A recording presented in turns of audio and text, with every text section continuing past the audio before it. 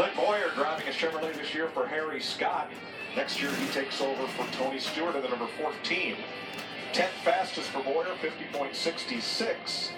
And now he moves to 11th because Casey Kane. No, something happened here, guys.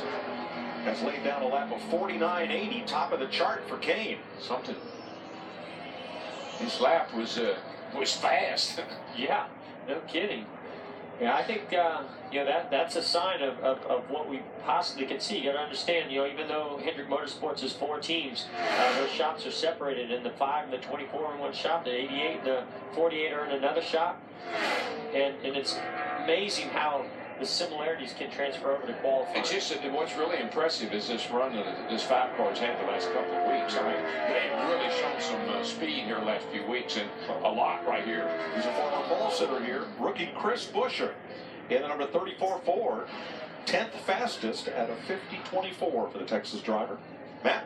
Mike, a standout last year. We're running limited schedule here in Sprint Cup as Ryan Blaney and the Wood brothers started 3rd, finished 4th. What did that run do for you and this team for the rest of the season? Well, really just a confidence booster for everybody. And it was early in the season last year when it happened, and just kind of got the ball rolling and everyone on track. So I love speedway racing. Talladega is a really fun place to come, and I think our motorcraft quick lane Ford Fusion is pretty good, and we'll see what kind of speed it has, single car, but they drafted really good yesterday and handled really well, and that's all you can ask for. He's so passionate about the history of racing. In fact, one of his childhood heroes, Steve Kinzer, 22 years ago today, won an IROC race right here at Talladega. Kinzer, the king of the World of Outlaws Sprint Car Series. Ricky Stenhouse making his 6th trip to Talladega. He's in a Roush Fenway Ford. His best starting spot here matches his car number. It's another team that's been showing really, really good promise this year. Ricky has done a great job. The team has gotten better. The cars are faster than they've been in the past. Wow. Top of the chart, 49.77.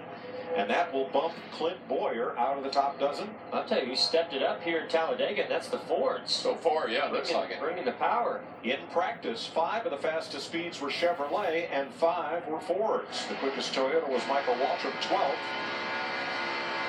See what Hamlin's got here. We're about to find out. Let's see what these Toyotas can hold him back or not. Hamlin started 3rd from this race in 2007, but was then driving a Chevrolet. Since moving to Joe Gibbs Racing. Mikey, Toyota's the next season. Only driver to make the final round in every race. That's impressive. That is. That's tough to do. New crew chief this year, Mike Wheeler. He's the Daytona 500 champion by 1/100th of a second. I can't wait to see what he does on Sunday here. That was so impressive, that final couple of laps at Daytona to win the Daytona 500. I love this guy. Loves to take risks and chances, and he's a heck of a drafter. Allmendinger on the hot seat at 50.42 as far as advancing to the next round. Hamlin comfortably under that, 49.97, 6th quick. Those 90s make me a little bit nervous. I mean, we're about 18 cars have gone. I'd like to be a little bit deeper in there than a 90, I think. 90-something. That says 97. You got Jimmy Johnson, 91. It's going to be right on the bubble, I think. All right, let's check in on Michael Waltrip, Matt. Michael looking all money here in his blue and black pink uni. So, 3 shifts. That's all you got to do. That's a piece of cake, especially for you, right? Well, you have to leave the line well. That's the first thing. And then that's number 4 on you. That's number 1, because then you get to do the other 3. And a lot of pressure on a guy that doesn't do this very often to make sure he does his job properly. Jay Robinson, Pat Trice, and those crews work so hard on my pink 80 degrees Toyota, so I don't want to let them down. And I got on my birthday suit. It's my birthday today. Happy 28th birthday.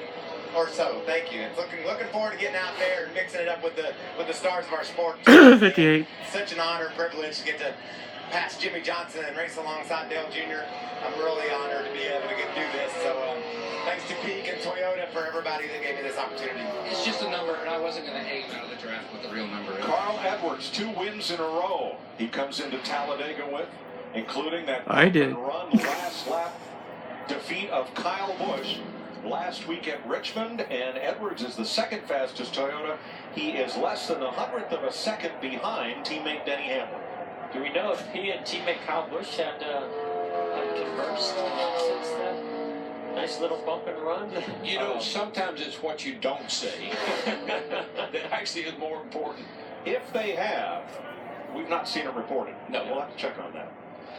Martin Truex. Well, Hamlin won the Daytona 500, which meant somebody had to come in second by 100th of a second, and it was the New Jersey driver, Truex. Martin seemed to be pretty confident with his car. He loved it in the draft, and we'll see what kind of single car speed he's got here. But Cole Pern and they really have done a nice job. This transition over to Toyota. Cars have been good. Almost won the Daytona 500. I think he drove a flawless race in Daytona. I really just don't think there's anything different he could have done. Now, he was not able to qualify at Daytona. They had an issue with their roof flaps, and NASCAR sent them back to be repaired and re-inspected. And Truex is 6th. He's the quickest Toyota so far, Vince.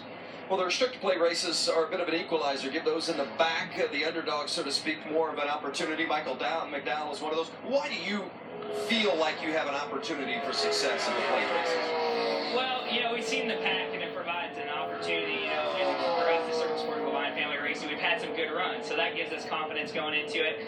You know, a couple top 10s at Daytona here at Talladega, so you get close to the front, you can kind of sniff victory lane, and hopefully get Driving Financial and all our partners in victory lane. The Chevy was quick yesterday in the draft. We'll see here in qualifying, but you know, Sunday's just so much fun, and to you know, to know that you have a shot at winning a race is huge. Thanks, Mike. I think sometimes I think back to the race that Terry LeBon and I had here, and we were racing each other hard. The two guys that had won here, we overlooked Ron Bouchard, and I think that's what happens to these guys like Michael McDowell. You're racing the guys you think you got to beat, and a guy like McDowell slips in there and steals one on them. Matt Kenseth, in a Joe Gibbs Toyota, had his best qualifying effort for Talladega last fall here. See if he can make it to round number 2. Now we go from slowest to fastest in practice, so few of the current top 12 may be left standing at the end of it. Matt Kenseth is 3rd. It's Ford on top, then Chevy, then Toyota.